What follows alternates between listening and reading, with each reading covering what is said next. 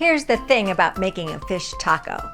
You have to start with yummy fish, and what I have here is some sea bass. I have marinated the fish in a little blood orange juice, and then I'm gonna season it with a little salt and pepper. I have my grill pan heating. I put a little olive oil in that grill pan, and I'm going to grill the fish very quickly. I've got an avocado, I've got some jalapeños, and I got a tomato. So I'm just gonna drizzle everything with a little olive oil, season with a little salt and pepper, and then I'm gonna place them right onto the grill pan with the fish.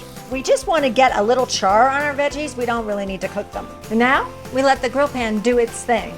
It looks like our fish is all ready. So we're gonna take it off the heat and transfer it to a bowl.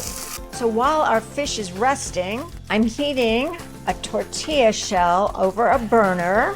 And now I'm going to just cut up our veggies.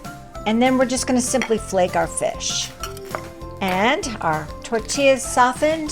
Start with a little bit of lettuce, a little bit of our fish, some tomatoes, avocado, some jalapeños, and just for good measure, I've made a cilantro lime sour cream. And there you have it, a stuffed fish taco. It's a yummy thing.